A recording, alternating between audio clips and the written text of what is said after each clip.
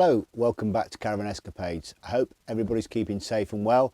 It's certainly a bit cold and blowy here. In fact, you might hear some of the rain or the wind on the caravan as I'm talking to you guys. We've been out for a brisk cold walk this morning for a couple of miles, but it certainly has been a cold, frosty and snowy week or so, as I'm sure it has for many of you. I'm sat in the caravan doing the vlog. The hot air is blowing around my feet, and I'm in one of my favourite places. I'm sure you guys are.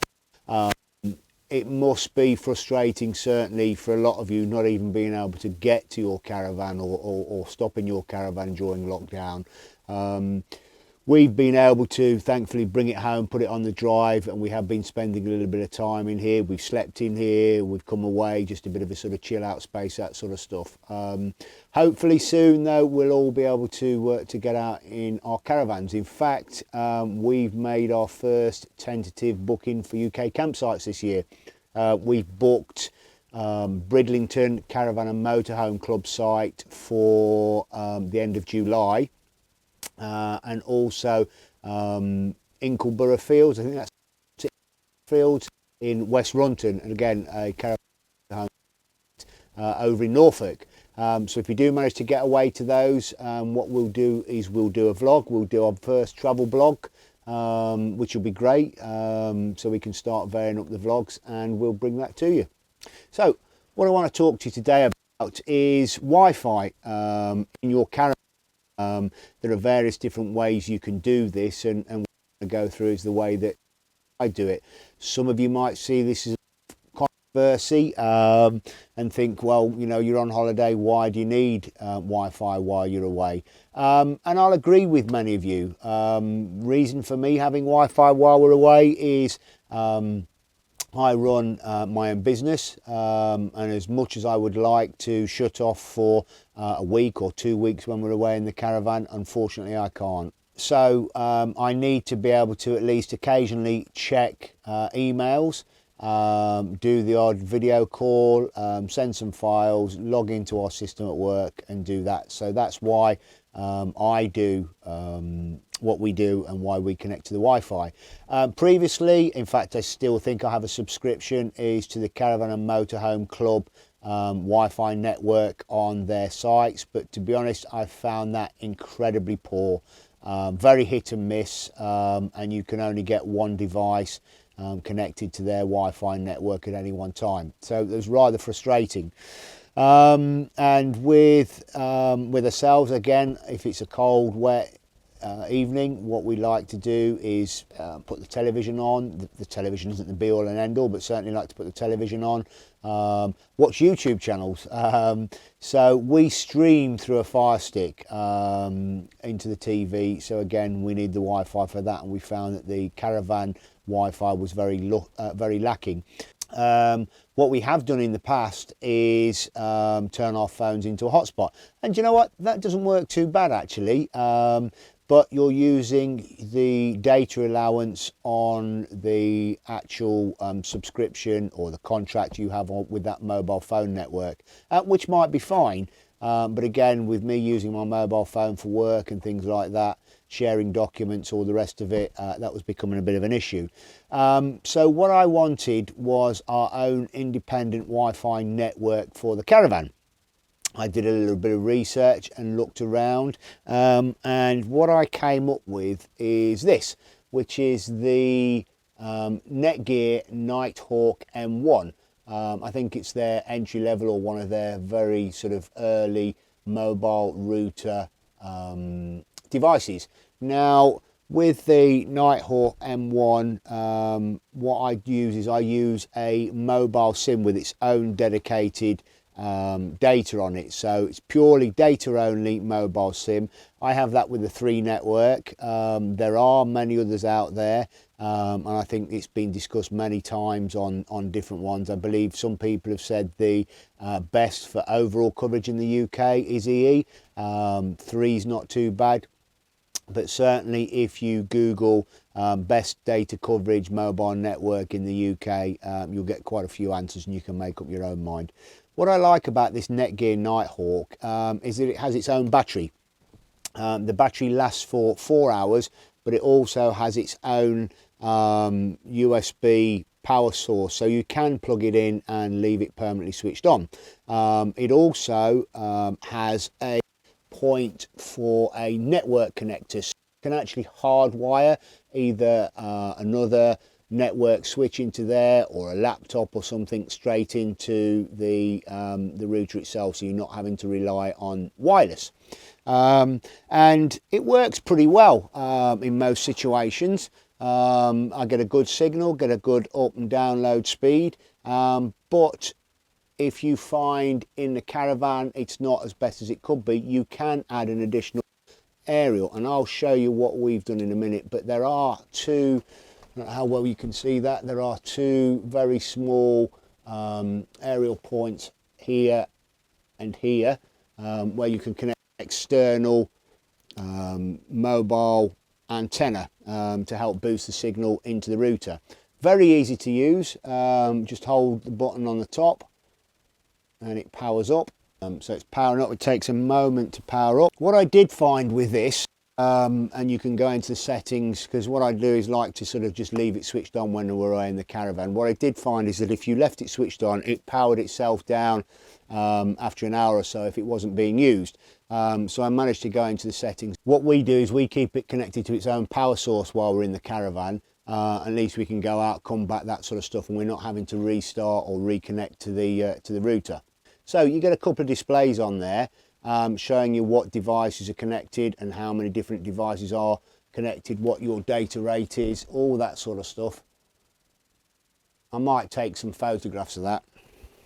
So you get a couple of little screens on there. I'll put some pictures up here I've taken of that screenshot showing you those screens. So the first screen basically tells you how many devices connected, what data you've used this month and your estimated data, what network you're connected to. You press the button on the top, it scrolls to the next screen. You have two, it actually gives out two Wi-Fi networks, one at 2.4 gigahertz and one at 5 gigahertz. And it basically press the button, shows you what names they are, that sort of thing. So I'll put up some pictures up here of those screens, because again you can't really see those very well. You also get a battery indicator and a signal strength indicator on the side. So that's a great little device that we use. There is a phone app which is very easy to use as well. What I'll do is I'll take some screenshots once again of the phone. It's called Netgear Mobile. There are quite a few things you can do in there. The Wi-Fi, you can look at the devices. They're a message center, tells you what messages you've had. My media, because so you can actually put a memory card. So you can put an SD card inside the router as well, put the memory card in there, and you can actually dump photos or whatever from your phone onto the router. So that helps a lot, certainly when you're away for a while, and if you're taking lots of photographs, you can transfer from your phone or any other device straight onto the router, anything that's connected. So you've got a power indicator, security, network map, Ario, various different settings, overloading, storage and data usage. So they're all in there. As I say, I'll take a couple of screenshots of the mobile app and you can see what you can see on there. Now what we normally do is we actually keep this in a cupboard up here. I've put another switched USB port in there and it stays permanently connected using some of the 3M magic fixing tape things. So it just sort of stays and stores up there. I'll, in a separate vlog, show you about that USB port. So that normally goes in there. And as I say, most of the time, we don't need to do anything else. But when we have had poor signals, what I've done is added an external antenna. And this one I've got is called the pointing antenna. I know, a bit of a strange name, pointing antenna. It's got 5 meters of data cable, and that does slip between the window, so you can actually run it in through the window, connect it to the router, stick it to the side of the Caravan with some suction pads. There is also, this bracket is also curved, so you can stick it round another pole and use the Jubilee clip or tie wrap it onto another pole. Stick it nice and high. If you know where the Wi-Fi or the nearest Wi-Fi antenna is, you can point it towards that, but this is omnidirectional, so as long as you get it high enough, this will improve your Wi-Fi network. Now this connects with SMA connectors on the end, but the Netgear is TS9. So what I did, I've got a couple of small adapters from Amazon. Again, I'll put links and probably put pictures to them up here. SMA to TS9 adapters, you put those on the end and basically just connect that to the directly to the router. That has given, when signal has been poor, given us a big improvement. And this is the pointing, P-O-Y-T-I-N-G, pointing antenna. That's, I think, it's about £59 or £64, but I'll put that link below for you, so you can see those, where we got those from. And we only get it out when we need it. Most of the time we do just work straight from this, and you can actually get some other smaller little antennas. Again, Amazon sell them, little right angled antennas that stick up the side there, and I'll put a link to those down below. You can actually get some smaller internal antennas to fit to the Netgear Nighthawk, and I've got some here. These are made by Bingfu. Again, I'll put a link below. I got these from Amazon, and they have the small TS9 connector, like little black aerials, and all you do is remove the cover for the antenna connection, and literally just push that on.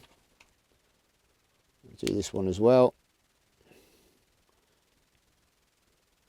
And that will give you a couple of extra little antennas. I don't know how well you can see that on your Netgear Nighthawk. So problem with using these ones, I guess, is that they still are internal. If the signal's weak, it might only boost it a little bit, or it might be just enough for what you need. So that's why we basically invested in the pointing antenna system. So we've got the Netgear by itself, the little Bingfu antennas, and then the pointing external antenna, and they're very easy just to remove. You just pull those off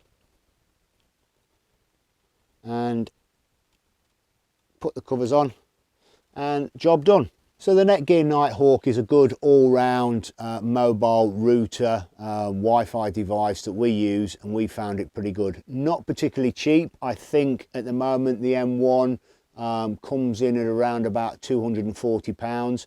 I shopped around. I actually bought this one on Facebook Marketplace and paid £140 for it. It was second hand, but it had been refurbished, so I got that as a bit of a saving. And probably, as you know from some of my other vlogs, that I do try and find a bargain on eBay or Facebook Marketplace or some of the local selling sites, that sort of thing.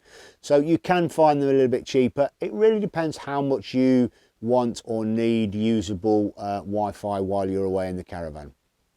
So that's how we do it. That's how we get online.